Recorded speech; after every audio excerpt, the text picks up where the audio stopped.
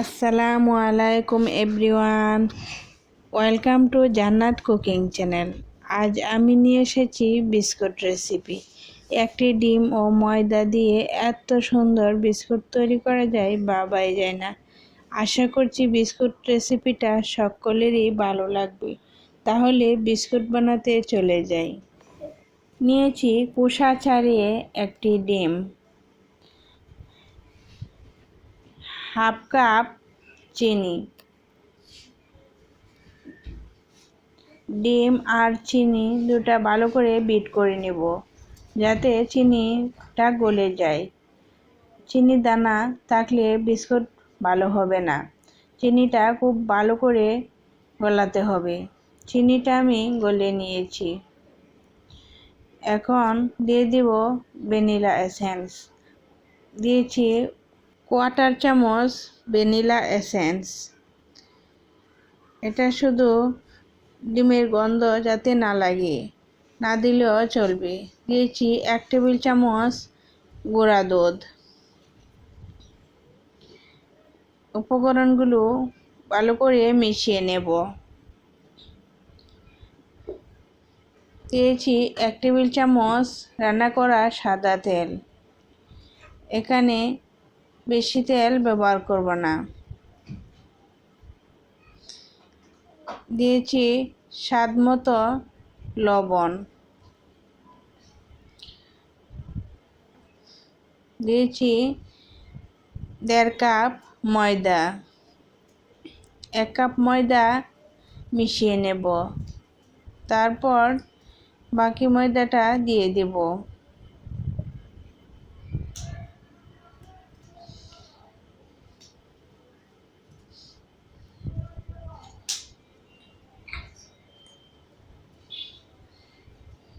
এখন ভালো করে মিশিয়ে একটা ডো তৈরি করে নেব। ডোটা খুব বেশি শক্ত করা যাবে না, একটু সফট করে তৈরি করতে হবে। ডোটা 2 ভাগ করে নিয়েছি। 1 ভাগ সাইড করে রেখে দেব।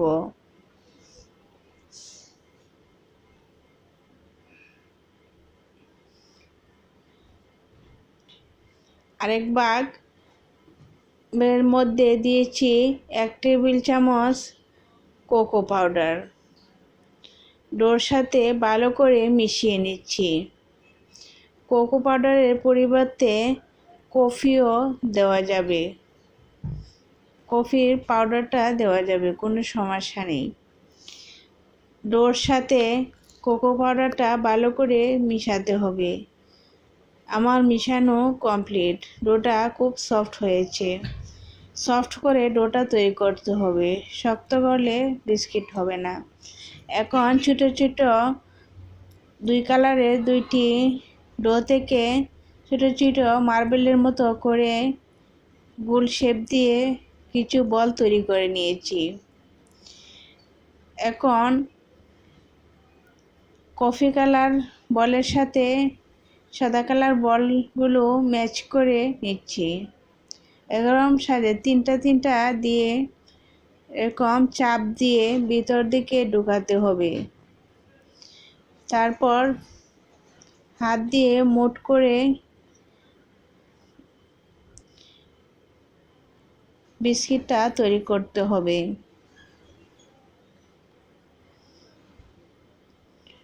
একটু চাপ দিয়ে করতে হবে, না হলে ভিতরে ফাঁকা থেকে যাবে।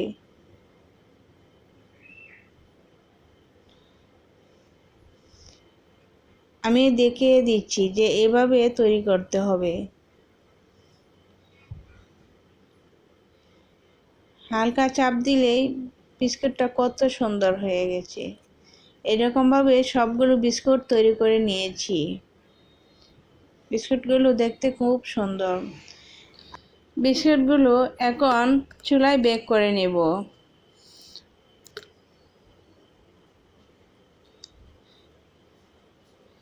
স্টিলের মোল্ড নেওয়া যাবে। আমি নিয়েছি বিস্কিটের মোল্ড। এখানে বিস্কিট বেক করে নেব। সবগুলো বিস্কিট দিয়েছি। চুলায় একটি প্যান বসিয়ে দিয়েছি। প্যানের তলায় দিয়েছি একটি স্ট্যান্ড, উপরে বিস্কিটের মোল্ডটা রেখেছি। ঢাকনা দিয়ে ঢেকে 20 মিনিট বেক করব। 20 মিনিট পর আমার বিস্কিটগুলো উঠিয়ে নেব। বিস্কিটগুলো খুব সুন্দরভাবে ফুলে উঠেছে। বিস্কিটগুলো ঠান্ডা করে নামিয়ে নেব। এখন বিস্কিটগুলো ঠান্ডা হয়েছে, আস্তে আস্তে বিস্কিটগুলো নামিয়ে নিচ্ছি। গরম অবস্থায় ধরা যায় না।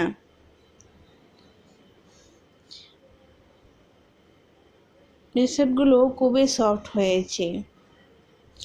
এরকমভাবে সবগুলো বিস্কিট বেক করে নিয়েছি। বিস্কিটগুলো খুব সুন্দর হয়েছে, দেখতে কত সুন্দর, ডিজাইনটাও খুব সুন্দর। আমি একটা বিস্কিট ভেঙে দেখাচ্ছি। আলতোভাবে ধরলে বিস্কিটটা খুব সুন্দরভাবে ভেঙে যাচ্ছে, মুখে দিলে মিলিয়ে যায়।